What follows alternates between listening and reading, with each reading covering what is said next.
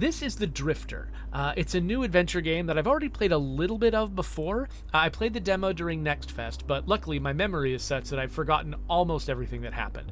And I've also played just a little bit of the beginning on my own, and I realized I wanted to share this with you because this is a very, very old genre, but this is a modern take on it. And, the people who made this game, they spent a lot of time, I imagine, playing those older games and deciding, which pieces to bring forward, how to put them together to sort of overcome some of the fundamental problems with making a game like this. One of the most difficult things about an adventure game is making it not just feel like a story with extra steps, where as long as the player just sort of clicks on everything they find in the world, they automatically solve all of the problems and they just keep the story going. Some people want a game like that, but I think what most players of this genre want is a game where they feel like each beat of progress in the story involved them figuring something out alongside the character, but it was never so forbidding that they felt like they were hitting a brick wall and they needed help. You're trying to get this sort of like smooth flow state of figuring out the story alongside the characters, feeling like a participant in it, and not feeling like an idiot. And I think The Drifter does a very good job of that, and they put their time and effort in the right places to try to get that to happen. You'll notice there's a lot of places where they fade out, describe the action, and then fade back in again. They're not wasting their time on just a lot of big cinematic presentational stuff. They're spending their time on making the parts of the story that really count and that really matter. And so I think this is a well-made game, at least the parts that I've played so far. They use the entire screen for subtitles and item descriptions and stuff, so I'm going to fade myself out so that I'm not in the way, and we will press play. And we'll restart, because I only played a little bit so far on my own, but I want you to see this from the beginning.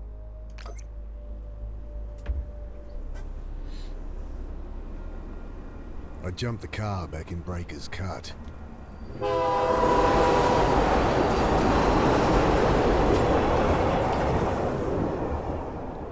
Told myself I'd never come back. But well, shit. Here I am.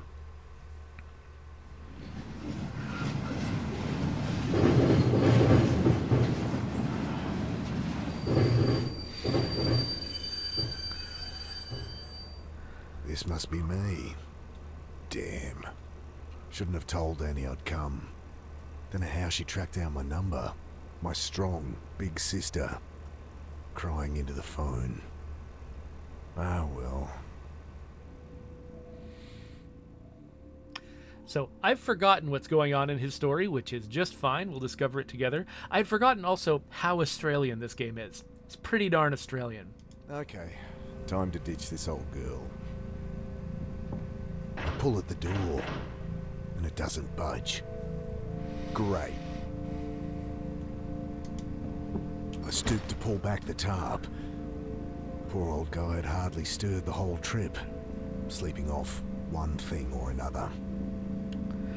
So you'll see this a lot. Like, they've made this fundamental choice to have the entire game be narrated by its main character, which means that they've got this shorthand they can use whenever they want to have something dramatic happen, but they don't have the budget to, do a custom animation for every single thing, because, these are 2D animations. Each little different thing you do has to be hand animated from scratch. And so you'll notice a lot of cases where they take advantage of the sort of noir vibe of the story, where you've got this, this narrator in the first person telling you what happened. The fact that he does that all the time, even when there's a picture on the screen, which means that he can also do it when there's nothing on the screen to bridge the gap between these different states where, they just make the art where he's covered by the tarp, the art where he's not covered by the tarp, and they don't have to do the action of him sweeping the tarp off the guy, which would have been a lot, especially if they did that every single time. I really am a big believer in games making stylistic choices that make it easy for them to put their money where it really, really matters. Hey, give me a hand with this door. He mutters something under his breath, continues snoring. So here they're pointing out that the icon tells me what I'm doing. There's a lot of past, adventure games where you had to choose the verb you were going to do first, and then choose the noun. And that was how they overcame that problem of, if I just click on everything, eventually the right thing will happen. You had to choose the verb first, which meant the number of combinations was so huge, you had to really be deliberately choosing the things that you wanted to do. Though I remember as a kid, clicking every verb and every object, trying to brute force it when I didn't know what was going on. Here, though, they just offer you the most obvious verb with each interaction. And that smooths things over a lot, makes the game a lot easier to play, but it also means they have to work harder to make the puzzles interesting. Bending down, I shake him by the shoulder. I fall back as the iron bar whistles past my face. Hey, watch it! Quiet! You'll get us killed again! You've lost it, mate. You have to help! He glances to the side, listening. You're right. Tried that. It's no use. What? Think! He continues muttering under his breath.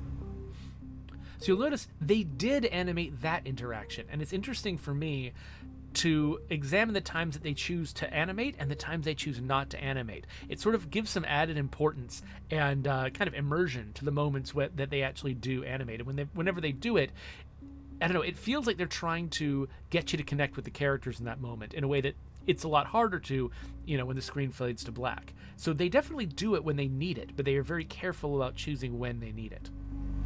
Look, put it down. I'll put it through your skull! Think! He returns to muttering to himself, eyes darting about wildly. I grab the tarp. I am getting the sense that animating a tarp in particular is a thing that would be very expensive and time-consuming to do. I throw the tarp over the raving man, wrestling him to the ground. Dad, get it off! You don't know what you're doing! I gotta get out of here. I jam the bar into the frame, lean into it. The door gives way with a screech. Sudden, blinding light stabs at my eyes. I spin back behind the door.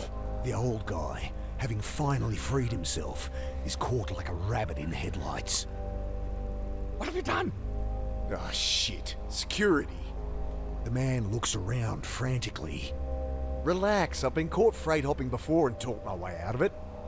Hey, we're with Western Rail. Jesus, what the hell? You've got to break the cycle! I can't...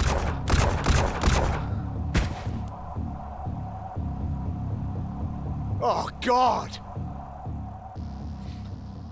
Okay, one thing I love here, he's leaned back against the fourth wall. It just makes it a very physical space. Squinting into the light, I glimpse silhouettes of armed men, waiting and watching. Can't make out who they are, but not Metro security, that's for sure. Bullets shatter past me as I dive across the doorway. I think that's a very clean example of what I've been talking about. They animated the death of the old guy. They didn't animate me darting across the door, because the death of the old guy was a moment when I suddenly understood the world differently, and it's very important to give me that impactful moment. They can't just fade to black and say they shot the old man. I gotta see that in order to connect with it emotionally. However, me diving across the door, that's a functional action that I'm taking. I know exactly what it looks like, and nothing really changes for the character in that moment. It's one step in solving a problem. So they're going to put their money into the death of the old man. They're not going to put it into me crossing in front of a door, which, that was going to take a special animation. I mean, he's standing in a sort of bespoke pose here. He was standing in the opposite pose over here. They had to do that already. Why bother animating it? You know exactly what that's going to look like. And nothing has emotionally changed for me. I'm just on the other side of the door. Grabbing my pack, I throw open the hatch and leap into the blackness on the far side of the train. Then I'm tumbling down a steep siding, concrete rushing up to meet me.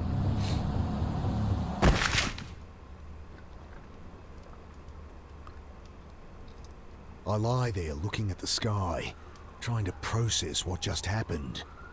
I hear the distant sound of sirens, and above me, shouts, doors slamming, tires on gravel. Then silence. At least my phone's not busted. And again, note, they didn't animate him falling down because the impact was all you needed to feel what happened. So they just made sure that you felt the impact with the screen shake and the sound as the camera faded back up. Okay, we got to answer it. I pick it up. Screen flashing a blurry photo of my sister. Annie? Mick, hey! Yeah, hey. How you doing? You in town yet? Can't wait to catch up. Sure. Jeez, Mick, show some enthusiasm. We've got a funeral to plan. Same irrepressible Annie. You in town yet? When are you getting here? We need to go through Mum's things, find some photos for the wake. Did Uncle Phil call you? No. Did I need to... Ah, never mind. You're staying at ours tonight, yeah? Have the address? Yeah, off Cooper Street, right? No, Mick, Jesus. We moved over a year ago. Oh, sorry. I angry beeps from my phone. You gotta break out of that head of yours, Mick. Talk to Sarah? Annie, my phone's gonna run out. Jesus, she's gonna be at the funeral, you know. You still haven't talked to her. I can't. Just tell me your address. My battery. I know it's hard for you, but you're gonna have to face her. Annie, your address. Okay, sorry. I know I shouldn't push you, but... I look down at my dead phone. Shit. No idea what her address is. How am I supposed to remember they'd moved? Ugh. Better find a way to ring her back. So notice, I've got my phone in my hand right now. They did this with the crowbar as well. With the tarp was on the ground. I picked it up, put it in my inventory, and then I separately clicked it and was able to use it in the world. However, when I've just picked up an object, like say the pry bar, I have it in my hand already, just ready to use it. I don't think I need to use it right now, though, so I'm going to put it back in my inventory, and check this out. I've got topics. So I think this is one of the ways that they are, solving that problem I said at the beginning where, not wanting to make it feel like, well, I just click everything in the world and eventually I get by. You have to make, conscious decisions about what items you're using, what topics you're talking about, and these things are, there's basically... you've got these things in your inventory, your topic inventory and your item inventory, and there's sort of this combinatoric effect where there's the items in the world and the items on you, and you're trying to combine those two things in ways that result in progress in the story. And because there's sort of a multiplicative effect. If it's not just, oh, I click everything in the world, and then, if they want to have there be a lot of different things, they have to make each one. Instead, there's stuff in the world, stuff in my hands, stuff in my mind, and these things get multiplied together to come up with the number of interactions that there could be. So the number of potential interactions is much higher, and that means that I have to selectively choose which ones to do first. And I feel like, I'm the one figuring this out. I'm not just brute forcing it by doing every possible thing.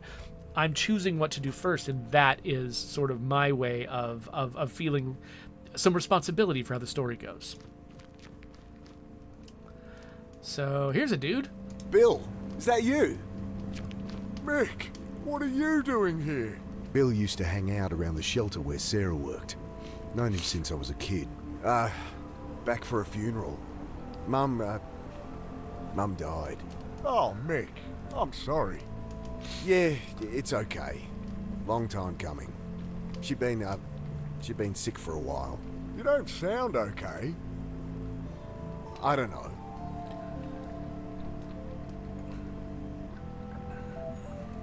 You're not staying at the Pit anymore? The Pitt Street Homeless Support Centre.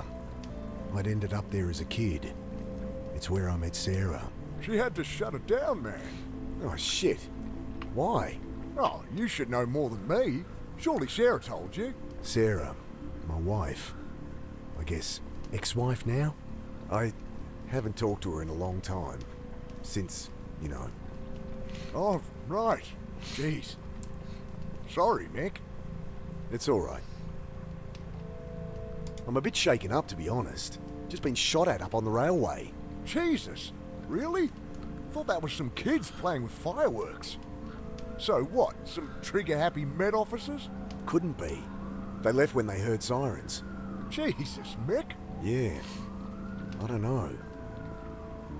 Hey, can I borrow your phone? I'm meant to stay at my sister's tonight, but my battery's dead and I don't have her address. Course. Got her number? Shit. Look it up?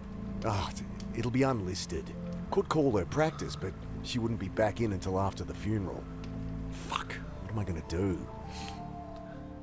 I love this very modern problem where I don't know my sister's number. I can only reach her through my phone.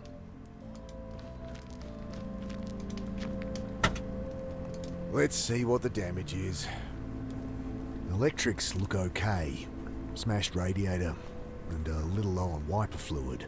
It's not going anywhere, but it should start. It stinks of petrol. They must have siphoned some to try and torch it. I glance around inside. No keys, but the lighter socket catches my eye. I think my phone charger has an adapter that'd fit. Should see if my charger will fit the lighter socket.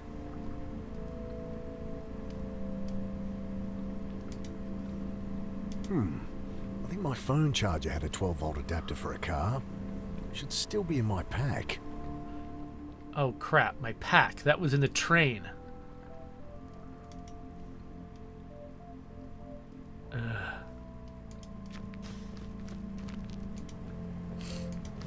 What's with the car? Kids joyriding, I guess. Can't even torch a car properly. Still, it's my own private suite until they cart it off, eh? They leave the keys? Yeah. Need 'em? Maybe. Bill fishes the keys from one of his many pockets. Thanks. Leaning in, I try the key.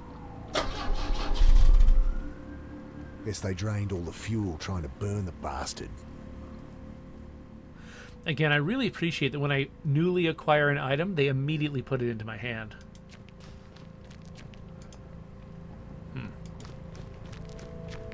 Good evening, sir. My name's Angela Grace. I write for the Herald. Can I ask your name? Okay, well, you don't have to tell me. Anyway, I really want to find out what it's like out here for you homeless. Unbelievable. Excuse me? Hello? Leave the poor guy alone. He's clearly asleep. Oh, hi. My name's Angela Grace. I write for the Herald. Can I ask your name? No. Kid like this shouldn't be out here. Not your problem, Mick. Fresh out of high school.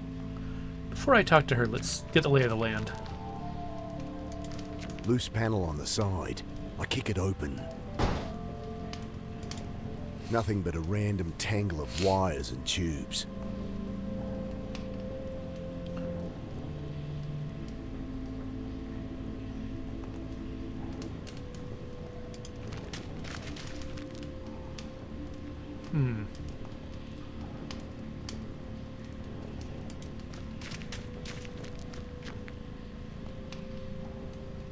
I really shouldn't get involved, but...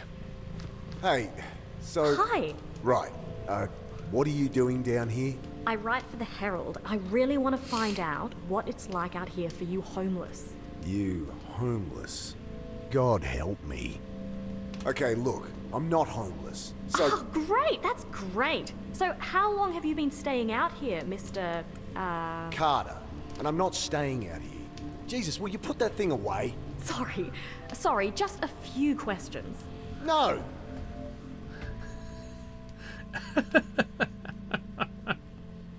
They really do make her sound insufferable.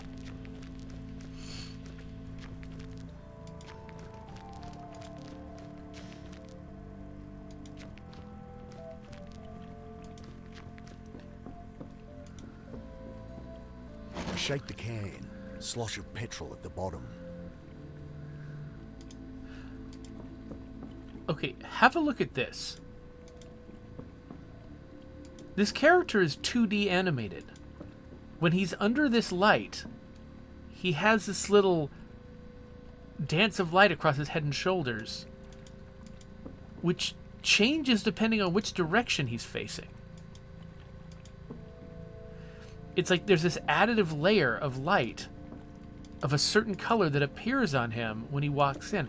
I'm wondering if they've just sort of somehow marked up these, added a layer to this, which maybe has a variable color, so whenever he walks under a light, they can match the color of this to the light. or something. I'm trying to imagine what tools they would use. But look, it even, like, they've defined the area of the light, and the part of him that's in the light gets the light treatment, and the part of him that's not doesn't. Somebody put a lot of time and effort into this. I'm assuming we're going to see this elsewhere, because this is a lot to do for one spotlight that has got a single object under it. Actually, let's see what he looks like inside here again. Just real curious. When he gets close to this.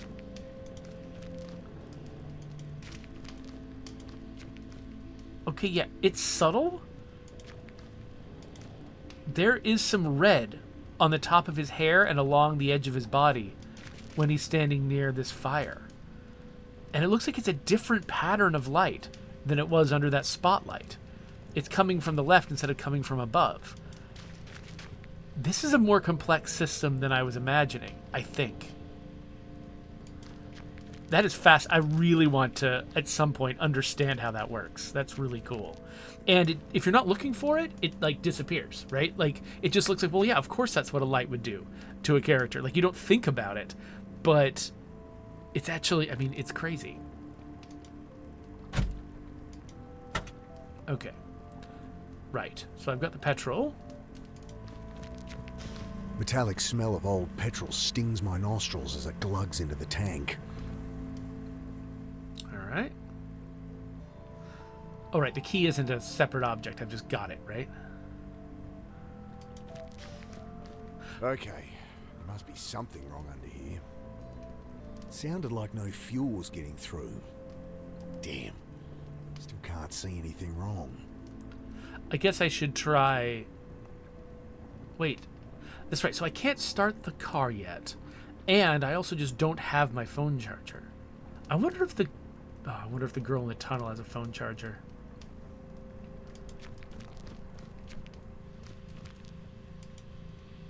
Probably does.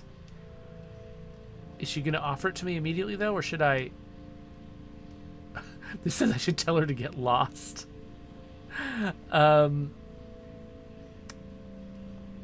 Let's have a conversation with her before I ask about the phone charger. You'll hear about the shooting. She looks up sharply. Shooting? What shooting? Don't get involved, Mick. Oh, nothing. Must have misheard. I'm here interviewing about homeless people disappearing, with that all going crazy. Right. Another college kid thinks they could fix people.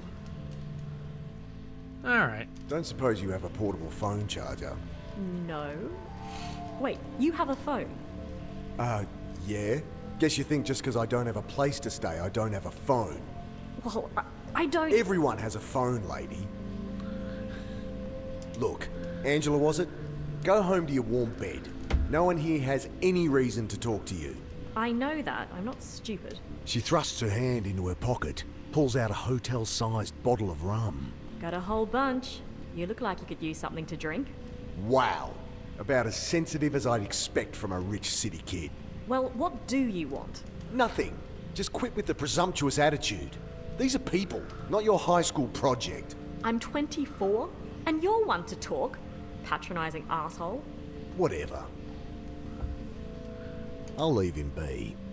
I thought that might be what he said. Yeah, okay. So now this is kind of the challenge here. Because I feel like I've clicked on everything. Maybe there's a conversation I still need to have with Bill. Oh, here we go. Think I need help with this engine. Mind hopping in? Sure. Okay, try it now. The engine turns over, and I see fuel stream from a hose beneath. Ah, here it is. What's the problem? Tear in the fuel line between the pressure regulator and injectors. Damn, gonna need a replacement. Thanks, Bill.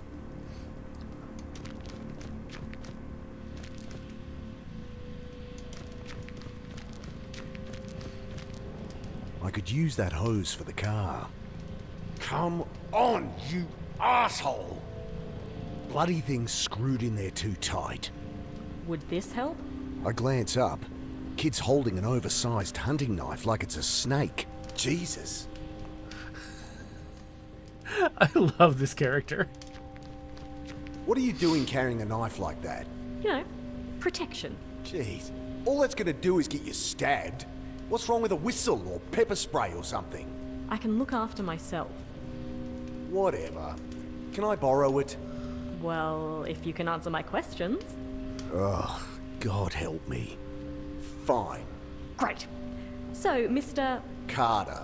Right. So, Mr. Carter, what led you to be living down here? I'm not. So, Look, maybe I don't mind living rough.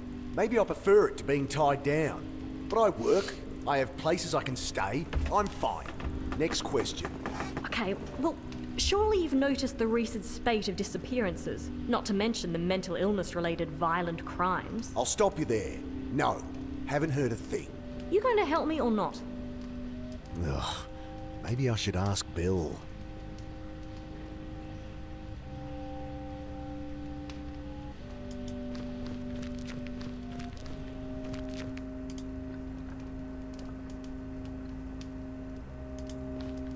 Maybe a dumb question, but why is it so quiet down here? Malinji. What? Shadowy figures with burning eyes. Taking people in the night. Folks calling them Malinji. Right. Well, that's the story going round. Papers say there's a killer out there, but it's been a cold winter. I think that's all there is to it. He shrugs. Hey, Bill. You noticed people acting weird recently? Well, I mean, yeah. You heard about the pit. All right. They shut it down? Yeah, well, I was helping Sarah out there. She let me stay when there was a spare bed. That's Sarah for you. But people on the street been getting crazy, eh? Nothing new. Not like this, Mick. Everyone's scared. Solid blokes, you know? Fine one day. Next day, they're going nuts. Sarah ended up in hospital. Oh, Jesus. Well, she's all right, but couldn't keep the place open. I should have been there for her. Like she needed more reason to hate me. Some bad new gear people getting into? I don't know, Mick. I think this is something else, eh? Alright, now I know something. I asked around and it does seem there's something to what you're saying. I knew it! Just stories getting shared. Shadowy demons with glowing eyes that drag people off in the night. Malinji, they're calling them. Interesting. Nonsense is what it is. Typical tweaker shit. You want to publish that? Be my guest. I wonder where they get the word Malinji. I wonder if it's like Aboriginal or something? I tell her what Bill said about the pit, and reluctantly, what I'd seen in the rail car. Thanks. This is great stuff. Just keep my name out of it. Look, I answered your questions. Can I use that knife or what? Yeah, all right. She hands it to me warily. You can have it back if you like, but honestly, you're more likely to get stabbed with it than without. I guess. Look, you seem alright, kid. Go talk to Bill. Old guy out there. He loves a good yarn. Oh, thanks. Hey, if you ever have a story, drop by the Herald and ask for me. We'll pay good money. I cringe at what Bill will think as she bounces off to talk to him. Alright, again, they've given me the item, so... Got it. Now, can I walk with this? I can't. It just goes away. Hello?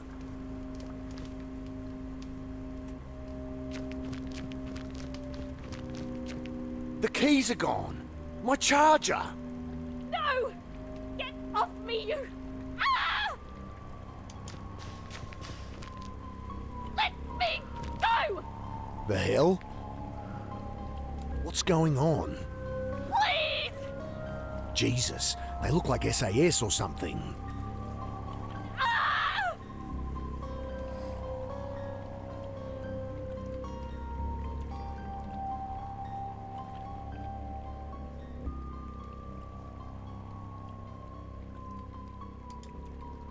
Not sure what to do. Stab? This dinky little knife won't do squat against two armed soldiers. Can I throw something at them? They'll see me.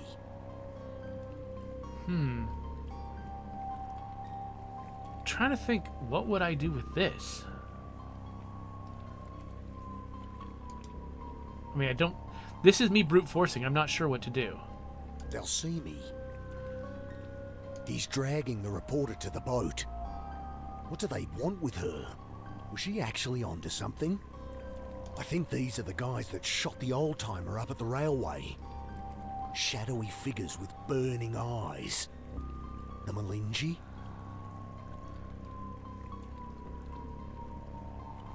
Okay, so I've got these topics. Shove from behind. Oh! Wait!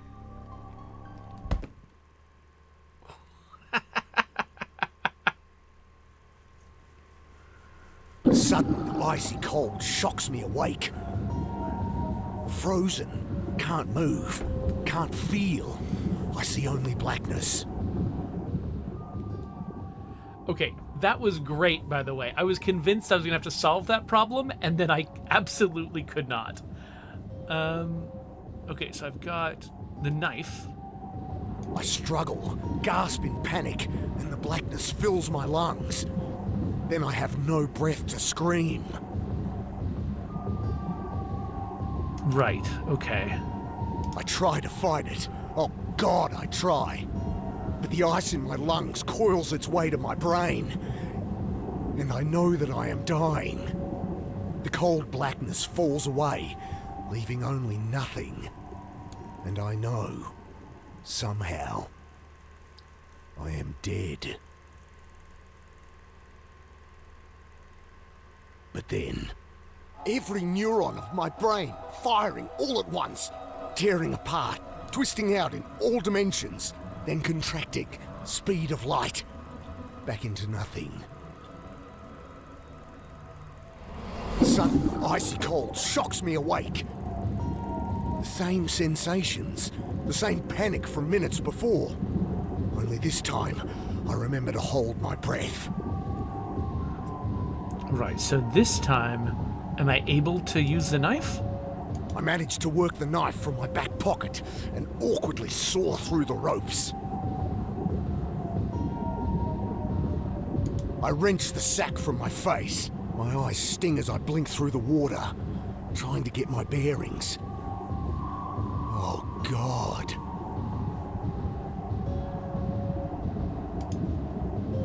I set to work on the rope, knife slipping in my hand. My vision starts to dim, my lungs filling with fire. I'm barely a quarter way through, and I'm not gonna make it. The shorter tube's no good to me. I grab the jerry can as it sinks past. Still some air inside. Just a little, but awkwardly I juggle the can, trying to get my mouth around the opening. But I only manage to suck in dirty water. Pushing the tube into the can, I suck the water from it and take a breath. I almost gag on the oily fumes, but I've bought myself a few more seconds.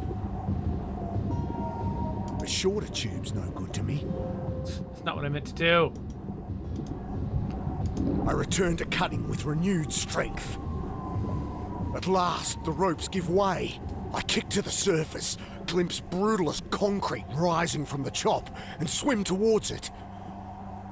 Collapsed on the embankment, shivering in the bitter wind, I try to make sense of what's happened. I died. They killed me. But I am no longer dead.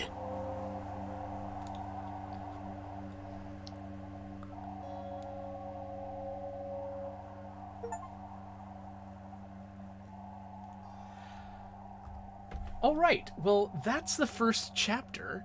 And I am so right now, I feel like I have to move forward because first off, look at all these dead people. Something really terrible is going on. But also remember the man from the beginning who, when I woke him up, he woke up with a start and he was like, oh no, they're going to kill us again or something like that.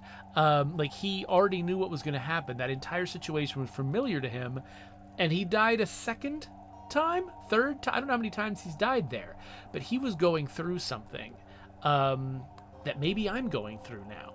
And so one thing that's interesting about that is that oftentimes a game will be built around a protagonist who's got some power no one else has. And that's the point of why they're the protagonist, because they can do something other people can't.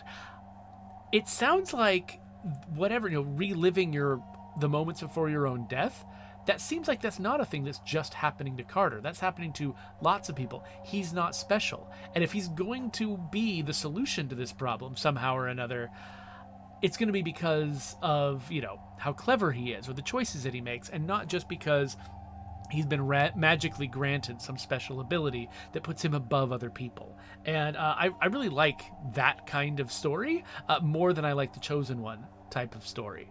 But this is such a clean endpoint. I think that we should stop the episode here, but I want to go a little bit further. I think this is about as far as the demo goes. And so I want to explore the next chapter too, to see where this is taking us, because they've set up some interesting mysteries here, but I want to find out how some of them pay off. So we're going to do that, but we're going to do it in a minute. So here is the end screen. There's my subscribe button, and here's the next chapter right here, which we're going to go and make in a moment.